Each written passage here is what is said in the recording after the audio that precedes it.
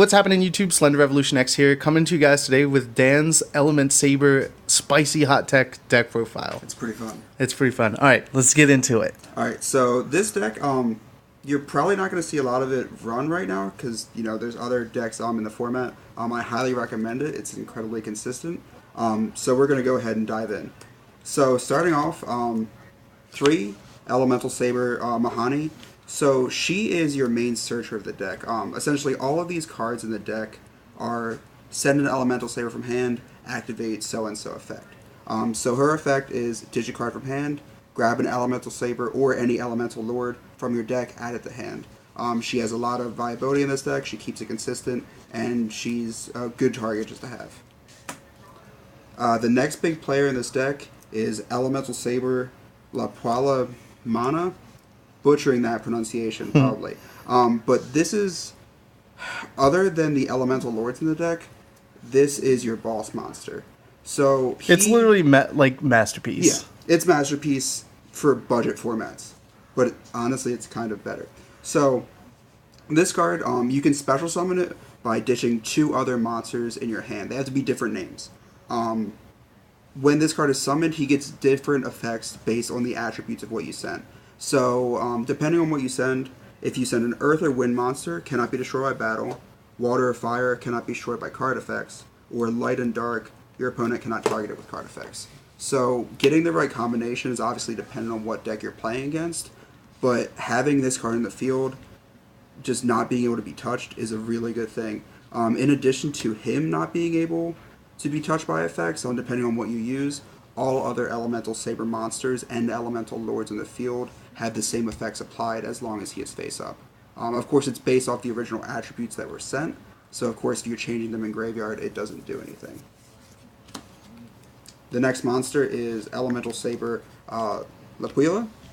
So this card is a quick effect activator. Negate and destroy magics and traps when they're activated. He is a really good player.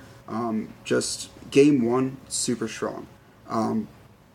He has high defense, so it'll come into effect later on. The field spell makes this card beefy if you ever need to hold out for a little while.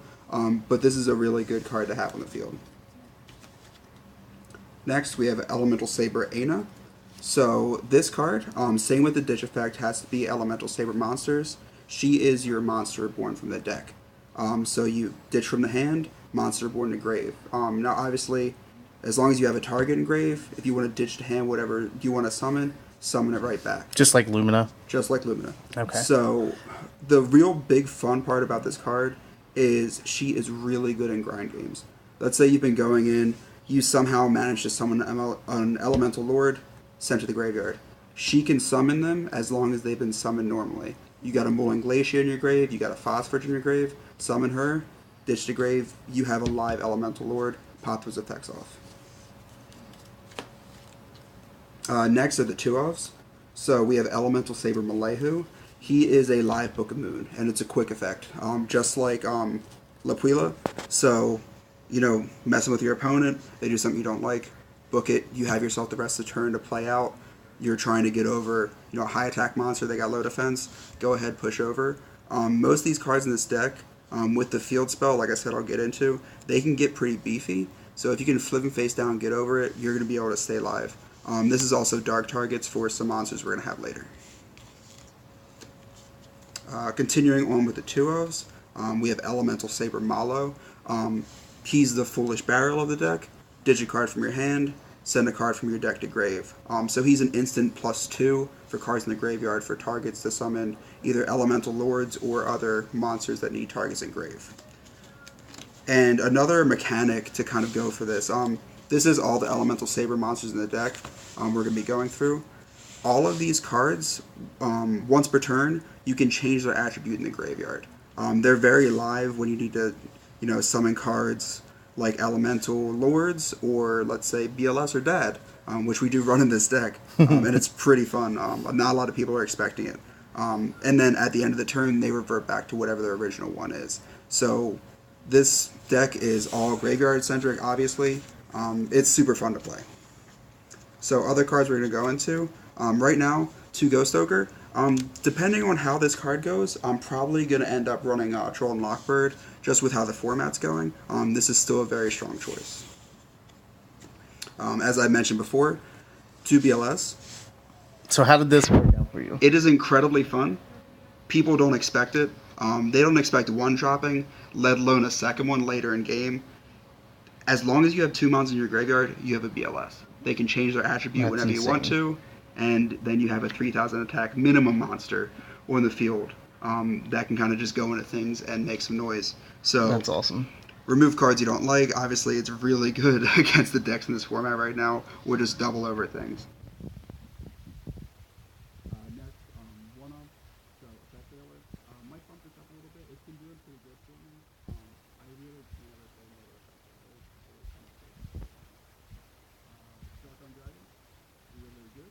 Like I said, as long as you have 3 modes in your graveyard, you have minimum 6 modes to play. It's super viable, and you have top shots getting a whole lot of people running this deck for the last year. In the game, you're not really going to have people who know how to respond to that. Nice. Next, we have the Elemental Lords. So, there's obviously multiple Elemental Lords right now. The 2 I choose to run are Phosphorus and Molten Glacier. I just feel like they're the best out of the Elemental Lords right now. Obviously, we're getting reprints of Molten Glacier and Grand Soil, and Phosphorus is a super in the new pack. I don't like Pyrorex and Windrose as much just because I feel like there are better options. So Molten Glacier, being able to ditch hands is really good this format. You really don't want to ignore this. So if you plan on playing the deck, definitely wait till the reprint. And then Phosphorus, he just summons and blows up your opponent's field. Even if they don't have a field, obviously these are The monsters. Right. Yeah. They the monsters obviously. Even if you don't your opponent doesn't have monsters to blow up 2000 attacker, he's beefy, and like I said, all elemental lords, if you have Lapula Mono on the field, they're also being affected by whatever targets you just choose to have. Nice. So that's it for the monster board. I'm going to jump into Magic right now. So the main focus of this deck is to always have this field spell. So Palace of the Elemental Lords is a triple effect field spell. Honestly, I feel like it's one of the most broken field spells that have come out in a very long time. So, like I said, it's a 3-tiered effect. The first one is all monsters, regardless of whatever type they are, they gain 200 attack and defense per different attribute in the graveyard. So max, you're having 1200 attack and defense plus these monsters. So picture having a 4000 attack elemental lord in the field, or I think the minimum attack you would get is 2100 with the lowest attack monster in this deck, if you can have all attributes. The second one is a search. It's a little bit of a double-edged sword. Going first, you open with this, it couldn't be better. So once per turn, you can add 1 elemental lord from your deck to your hand. Elemental Lord? Elemental Saber. Saber. Saber. Sorry about that. You skip your next battle phase. Going first, this card is amazing. You can afford to skip a battle phase as long as you can set up pretty confidently. And the last effect is when you would choose to send a elemental saber monster from your hand to your graveyard, once per turn, you can send it from your deck to the graveyard as cost. That way you keep monsters in your hand, and then you can just go ahead and run through your deck, get targets engraved. Now obviously when you're running field spells that are important, you're going to want to run 3 terraforming. Do not run less of these. This deck will not be anywhere near like decent withdrawals if you're not running these. A lot of people I've seen online run the Dragon Ravine engine just to try to get consistency out of the deck. I didn't like it too much. I definitely feel like I've never bricked hands running all of these together. Next, just for 2-ofs, 2-Power Desires. This hasn't really hurt me terribly. I've never lost playing Power Desires just because it does give you that last chance just to get cards in your hand. Banishing cards is obviously bad in this deck if you're not summoning BLS or Ruin for Dad, but I haven't felt any kind of trouble with this, especially late game because you already mostly have monsters in your graveyard. If you're banishing, you're still pretty good, so this just adds a little bit more consistency in there. Next one, Call by the Grave. Just really good card in this format. Hand traps are bigger than ever, so you really just want to be able to negate that. as well as all the decks, summoning from the grave. So you got Goki, some other decks like Altergeist, everything. You're going to be playing against this. Definitely, if you don't have this in your main deck, keep it in your sideboard. And last for Magic, Monster Board. Really good in this deck because you're always sending monsters to grave. You're always going to have a target. You summon Elemental Lord, you got another target to get back. So going into traps, the only real unique trap this deck has for Elemental Sabers is Elemental Training. This card, it protects your Palace of the Elemental Lords. It can't be destroyed by card effects. Okay. It also has a tributing effect, where once per turn, during either player's turn, you can tribute one monster in your field, an Elemental Saber, and you can summon another Elemental Saber. It's beautiful from your deck, as long as it's a different attribute regarding the summoning conditions. So obviously, your main concern is probably going to be getting out Lapumana, or whatever you need. So if you just have a dead card in the field, you want to get out Aina, who is the Monster Reborn card. That's just, it's instantaneous. You can do this, obviously, like I said, either player's turn. You can disrupt any of their plays. You feel like they're going to go forward. And it's super strong because, like I said, it's continuous. Once per turn you contribute. And then it has a final effect, which is essentially Beckoning Light, but for Elemental Lords. So you would tribute this card, you discard your hand, and then you can add as many Elemental Lords from your graveyard to your hand per Elemental Saber card ditched. So you got one target, you have a Moulin Glacier in grave, you got 5 in graveyard, ditch your hand, give Moulin Glacier, make big plays. This card pluses in every aspect. I've never felt bad about activating this card. It definitely is just, it keeps the deck live and it keeps it active. Other cards, Torrential Tribute, very strong in this deck. Especially if you're playing Lapumana and you choose to ditch attributes that either make him, just make him so he can't be destroyed by card effects. Your monsters on the field are safe. Your opponent summons, they're gone, your field's safe, and it's just really good if your opponent decides to go in. Even if you lose your field in some aspect, this deck does have a lot of refreshing. You can get your deck or your field back in a turn, if not 2. You're definitely going to be back. And then last is just Solemn Warning, Solemn Judgment. I still feel very strongly about these cards, even with the new time format. They're really good. Disrupting big turns is really what this format's about. So I don't recommend really, straying away from these. Even if you don't want to run Solemn Judgment, run Solemn Warning. You got to get rid of special summons. So that's it for the main deck. I'm gonna go into the extra deck right now. And honestly, this deck, I don't really go into the extra deck terribly. I do plan on running on Isolde. I don't have one right now, just because I built this deck fairly recently. But I didn't feel like I was at a handicap playing without an extra deck. And not having Isolde didn't hurt you at all? Not really. Just because this deck is pretty live, I definitely feel like the deck will be better with Isolde, but I didn't feel like I was at a lower ranking. I played against True Draco, played against Goki and Altergeist. I won a fair bit against them, so this deck definitely can persevere without an extra deck. So really, if you have it, you're just all that much better. So a good bit of these in here are targets for cherries, just because obviously you're going to want them on your side. Yeah. So I'm just going to run through this real quick. So obviously, there's going to be a good bit of cherry targets. So ABC Buster Cannon. Clearly cherries. Yeah, you're not seeing the deck run too much, but you want to have this just in case. You got Electromite, as always. Spiral Double Helix. And then with the new format, a lot of people are playing Nightmare. So you're going to run the board of Nightmare Phoenix, Nightmare Mermaid, and Nightmare Cerberus. These cards, honestly, if you do run into co-linking, aren't terrible in this deck. Just with the ditch ability from your hand, you have the ability to get targets in graveyard for Elemental Lords, and then if they're co-linked, you can just draw one, all the better. I also do run Goblin, just because Goblin is a little bit better in this deck, so you can get that extra normal summon. Even if you're not co-linked, being able to summon, an Aina or a Lapula, just to be able to, do either the Monster Reborn or the quick effect and negate, magic and traps, it gives it a lot. And then going forward, just some simple extra decks, so Underclock Taker, enough said. Just get over big monsters if you need to.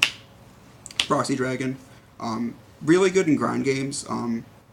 If you do make it, it's really, you're not gonna be regretting it. Just like I said, it's good in grind games. Decode Talker.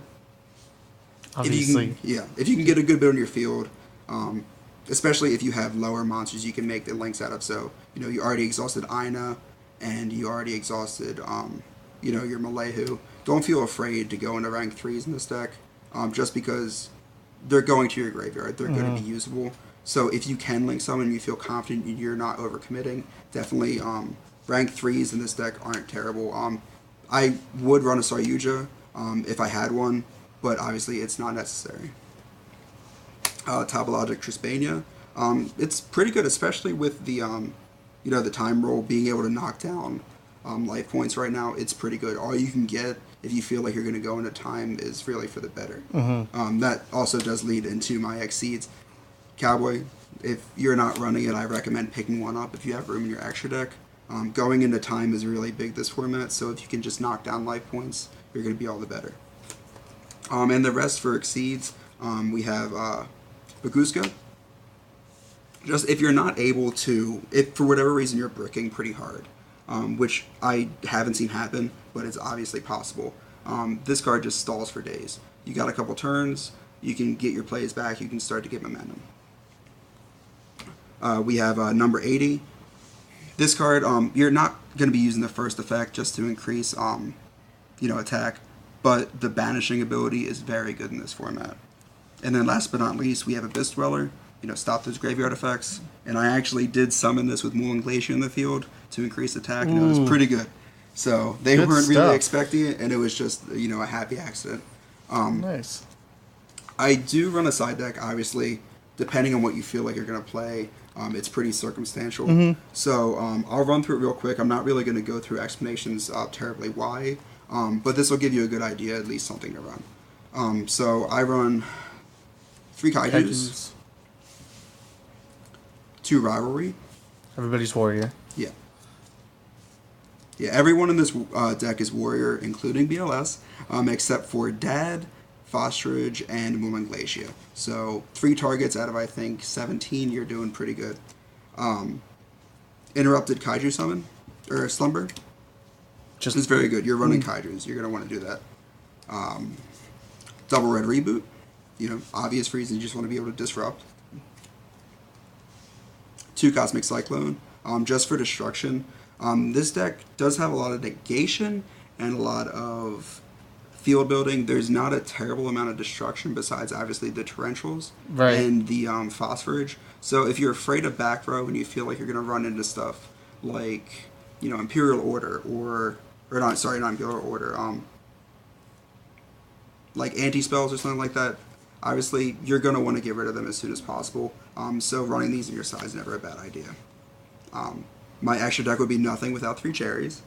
So definitely you're going to want to be running these in this format. And last but not least, DD Crow. Same vein as Call by the Grave. Graveyard effects are pretty big this format, so getting rid of them as soon as possible is never a bad idea. Nice. And that's pretty much it for this deck. Cool. I highly recommend, if you have $30 to spare, pick up the core. You're only going to have your prices go up. I think the cheapest card in this deck or the most expensive card in this deck is like $3 besides Moulin Glacier. Yeah. I went to a local, surprised a lot of people, won against a lot of top tier decks this format. So definitely play around with it. It's super fun. Cool. But yeah, that's All my right. new bandless Elementsabers deck. All right, cool. If you guys like the video, give it a thumbs up. Please always remember to subscribe and leave your comments in the comment section below. This is Slend Revolution signing out. See you next time.